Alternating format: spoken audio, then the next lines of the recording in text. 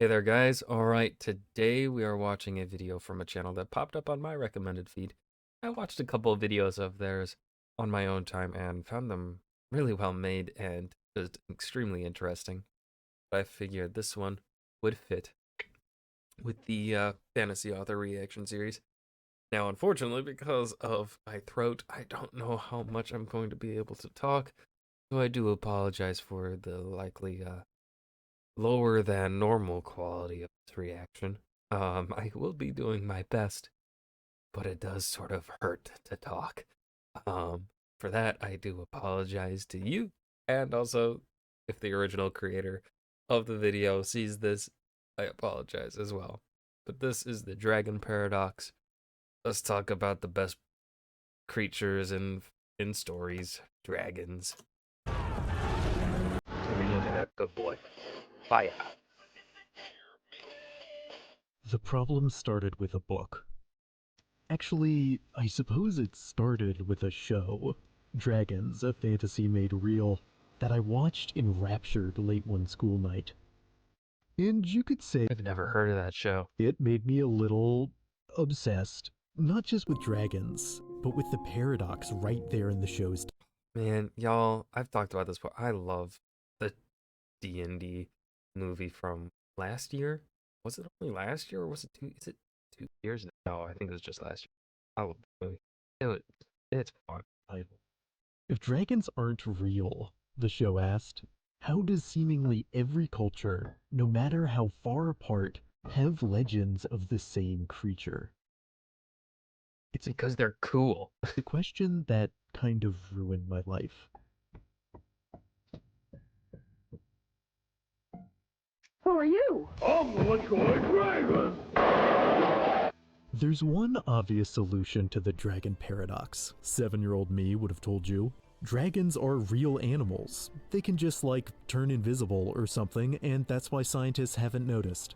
And to be fair to my younger self, the worldwide predominance of the dragon myth is genuinely remarkable. There is a fascinating anthropological mystery we need to unravel here. But young me wasn't here for that. I was going to prove that dragons existed as living, breathing creatures. So I went to a primary source. I had a few dragon books when I was younger, but really I had one dragon book. Dragonology is the text that truly began to slow cook my mind with dragon. I've heard of that book before. I think everyone that was obsessed with dragons as a kid had that book. Fever. These pages seem to contain answers for my every burning question. How dragons breathe fire, how they took flight, the consistency of their dung. And the whole thing was written from the perspective of a fake naturalist. It's really no wonder I treated it like an actual guidebook. It's really no wonder I became so obsessed. Yet there was a problem. None of my sources were lining up. Books and documentaries disagreed on whether dragons were friendly or aggressive, two-legged or four-legged, a few meters long or a few hundred. Looking directly at global myths and legends only frustrated me further. Everything seemed inconsistent, like these things were made up. But I wasn't ready to give in. Obviously, I reassured myself, there are multiple species of dragon, and different cultures have interacted with different ones. This taxonomy-based explanation for divergences in folklore was the loophole many of my favorite pieces of dragon media employed anyway. So I began to obsessively categorize the dragons of fiction and mythology, disqualifying interpretations that failed to meet my invented criteria for real dragons. If a dragon had hair, not a dragon. If it couldn't fly, not a dragon. If it sang about reading, actually those dragons got a pass. I thought the blue one was cool. Looking back, this full-blown fixation on classification is kind of funny and kind of, I spent a lot of time wandering into imagined realms during this period, researching and looking for dragons, and though I remember being happy, I also remember feeling isolated, and just generally confused about why everyone seemed to interact with the world so differently than I did. And somehow I thought the solution was to talk about dragons more. I felt that if I could explain the topic well enough, if I could disentangle the taxonomy and solve the paradox, I could I don't know. So it almost felt like fate when at the peak of my dragon-themed social idiosyncrasy, DreamWorks released the first How to Train Your Dragon film. Yep. A story about dragons, but also otherness, maturity, empathy, loneliness, and being an outsider because you like dragons too much. Yeah, it's no surprise this movie struck a chord with my young self. At its core, How to Train Your Dragon explores why a social outsider might sympathize with or even relate to the non-human or monstrous. At the start of the film, lead character Hiccup desires societal acceptance, which in his Viking culture requires physical strength and an unthinking readiness to commit violence against a demonized other, in this case dragons, two traits he distinctly lacks. When he finally gets the chance to kill a dragon and gain approval, his guilt prevents him from finishing the job. I did this. Instead, he nurses the creature back to health, and though Hiccup believes the reason he befriended the dragon instead of slaying it is because he's weak and an overthinker, it becomes clear the real reason is because he couldn't help but connect with the dragon's plight. He encountered a frightened, lonely, ostracized being and saw his own reflection. Now, I'm not going to act like young me was conscious of all these themes. I was mainly pulled in by the dragon's designs, the music,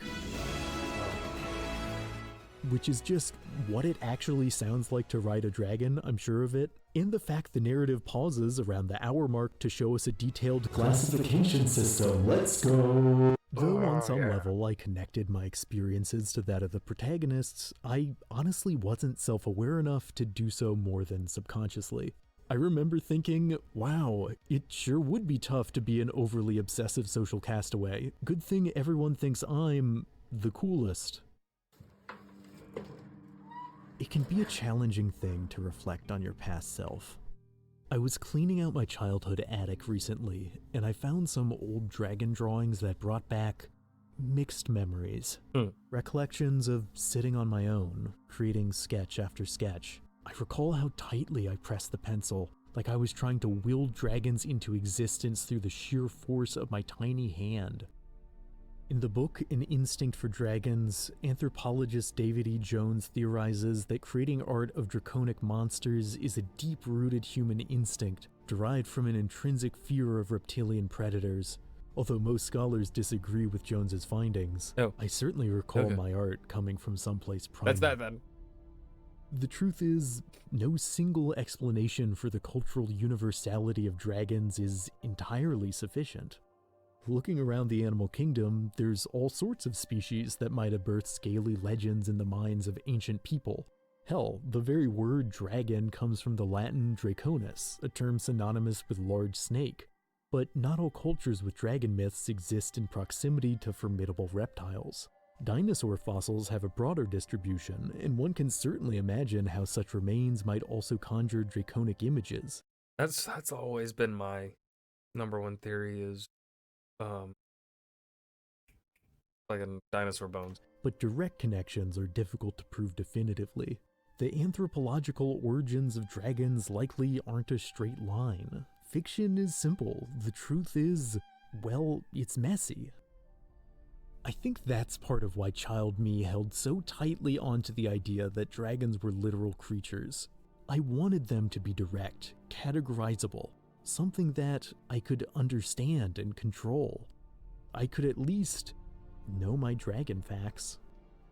Perhaps it's only natural for those who struggle or have struggled with human interaction to seek knowledge of the monstrous. I've been rereading Ryoku Kuri's monster-centric manga Dungeon Meshi now that it's being adapted into an anime, and it's kind of wild how closely parts of it track with my personal experience. Well, in a way. What begins as a standard fantasy adventure narrative quickly goes off the rails, as the protagonist, Laios, an archetypal knight in shining armor, is revealed to be a monster fanatic determined to study and, cook every creature in the dungeon. It's like Lord of the Rings meets an episode of Chopped. It's so unapologetically bizarre. But Dungeon Meshi ultimately offers a surprisingly nuanced reflection on what it means to process the world differently.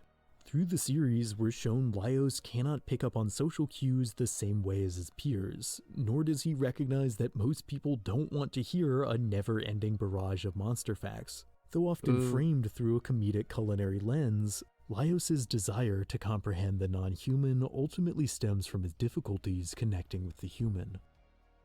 Perhaps Dungeon Meshi's greatest achievement is its ability to pull you into Laios' perspective. Like How to Train Your Dragon, the narrative is willing to slow down and linger on the granular details of its world, getting so specific with food preparation that if you had monster parts on hand, I think you could cook these meals. It's a story just as singularly obsessed with monster biology and their classifications as its protagonist, and teaches the viewer to think in the same terms. And even if you don't share the same particular enthusiasm, that desire to know a topic inside and out, to fully understand the rules of a subject is, at least for me, a relatable one. Though my obsessions aren't exactly the same, I've never wanted to eat dragons, I do know what an all-consuming interest feels like. But no matter how hard I tried, dragon taxonomy seemed impossible to fully digest. There was no untangling it. The truth I eventually had to face is that Oh, Cyrax. Oh, you're such a good dragon. the definition of dragons across cultures was looser than my sources had suggested. As it turns out, dragons don't exist in the same way that fish don't exist.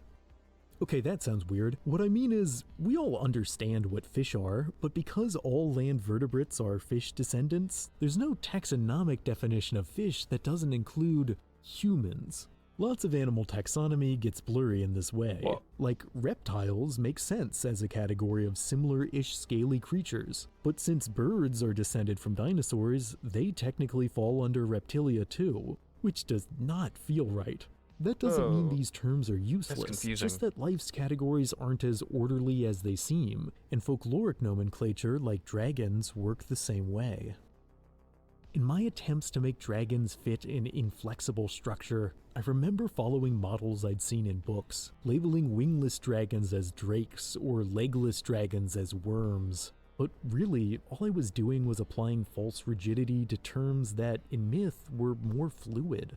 The worst offender was how I called any two-legged dragon a wyvern. And, okay, this is a rant I've been on before, but it's very close to my heart. All over the internet, people still claim that any dragon with two legs is automatically a wyvern. In comment sections for Lord of the Rings and Game of Thrones, you will find commenters repeating this like it's doctrine, saying that Tolkien or George R. R. Martin are idiots for giving their dragons two legs. Those are obviously wyverns. And I get it. Believe me, I get it. If there is a person on this planet who gets it, it's me. You want clean categories. You want to be experts, but dragons in medieval manuscripts have never had a consistent number of legs. I wish it were true that wyverns were an exclusive subcategory for two-legged dragons, that folklore divided up creatures like D&D monster types. But mythological taxonomy, like biological taxonomy, is fluid, no matter how much young me wanted to pretend otherwise. I do the quick cooking! 7-year-old me would have called this blasphemy, but the fluidity of dragon definitions is something that media framing them as real, frankly, takes advantage of. How does seemingly every civilization, no matter how far apart, have legends of the same creature? Well, they don't. Not really. The definition of dragon is so decentralized that countless, likely unrelated creatures across cultures can be made to seem draconic if you squint. So many of the categories applied to dragons are arbitrary. It's questionable that the relatively modern Western dragons are often called true dragons, considering that the serpentine dragon model more common in other parts of the world is almost certainly older. Yet it's hard to let go, or at least it was for me, to resist that urge to group everything by type. It's hard not to wish dragon classification worked more like... Let's now turn to Nintendo's newest game, Pokémon.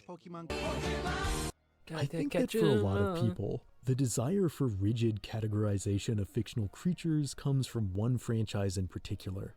I never had a Game Boy or DS to play Pokémon on growing up, but I didn't need to play the games to know I liked their dragons.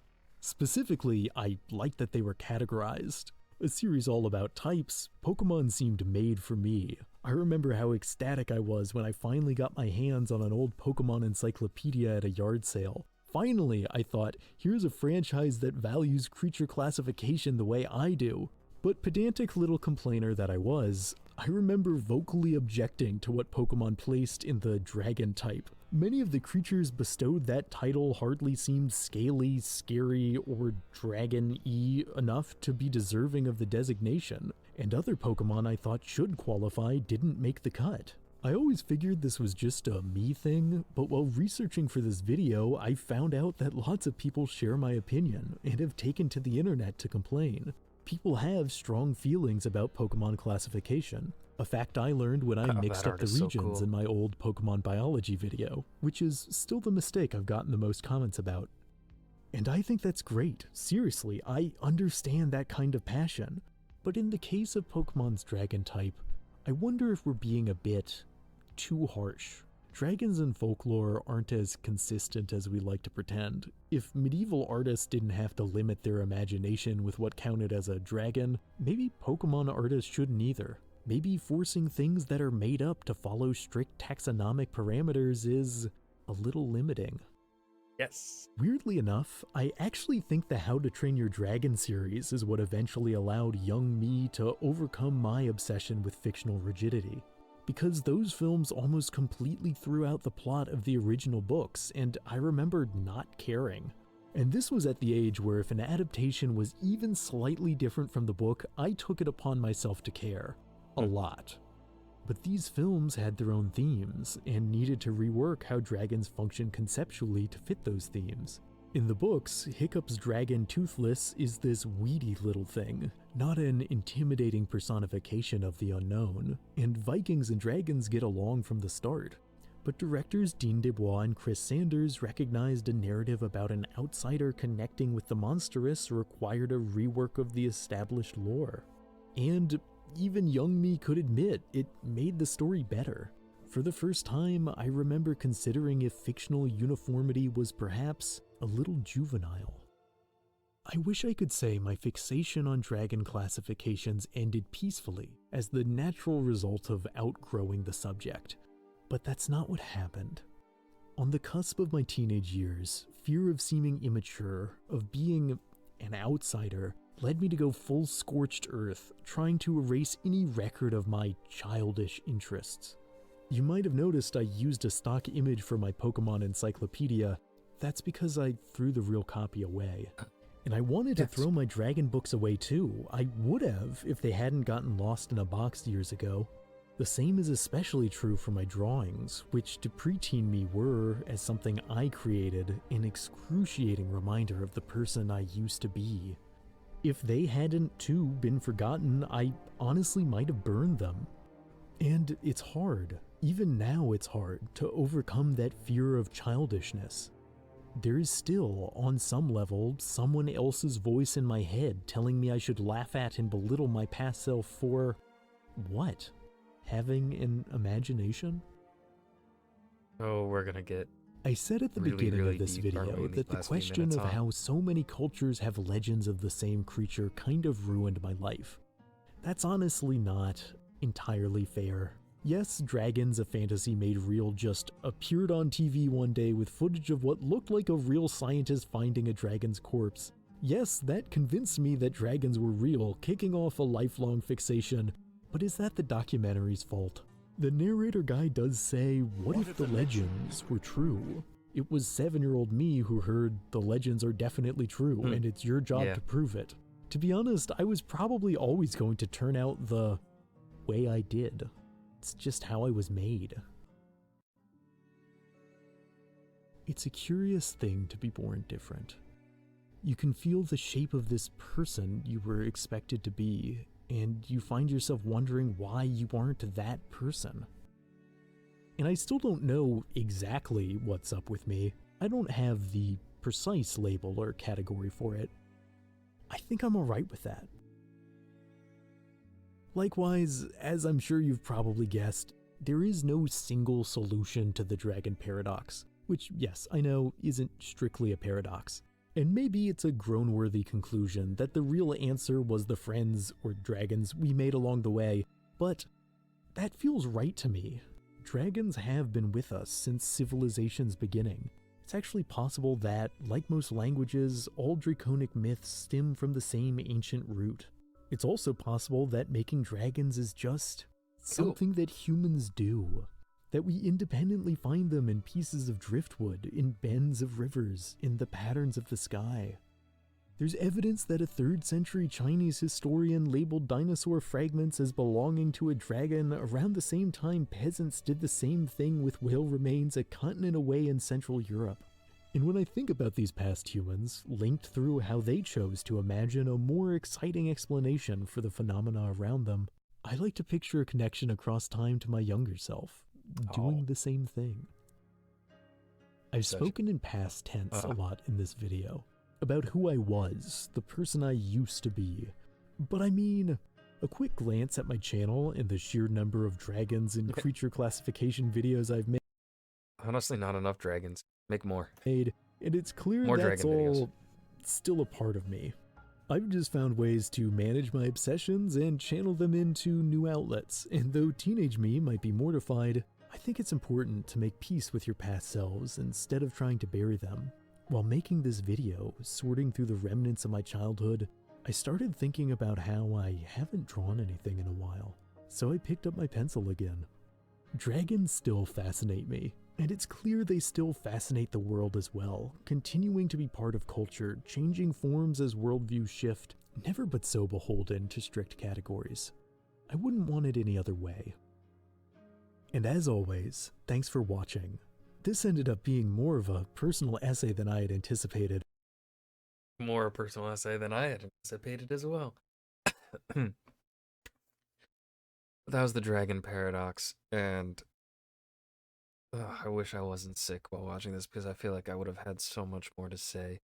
And for that, I am deeply sorry. I feel bad about this one. I'm like, I should have more to say, but can't say it. Can't vocalize. I'm just so exhausted and so sick. I feel awful.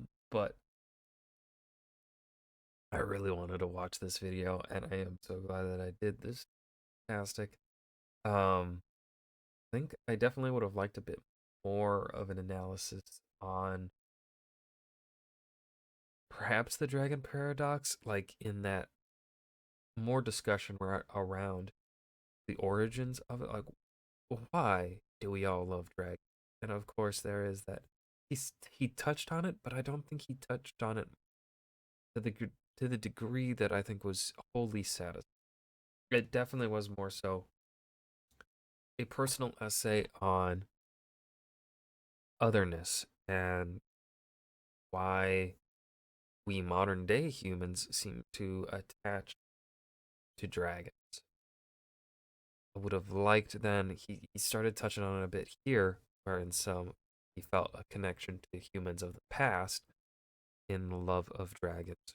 I would have liked more of the video to be a bit like that, of connecting us to humans of the past and talking about perhaps different theories that we have as to why dragons are so predominant in every single culture around the globe. Like, does it stem, much like language, from one source? Or did this kind of come from a disparate sort of thing? Humans, as Homo sapiens spread out around the globe, they came across different skeletal bones from dinosaurs and were like, kind of creature was this large or whatever, right? I think that would have been neat. I think more time on that would have been cool, but this was still a great video, and I hope you guys enjoyed. Remember to hit that like button. Remember to hit that like button and subscribe for more, and hopefully next video, my next recording session, I am not dying. Peace.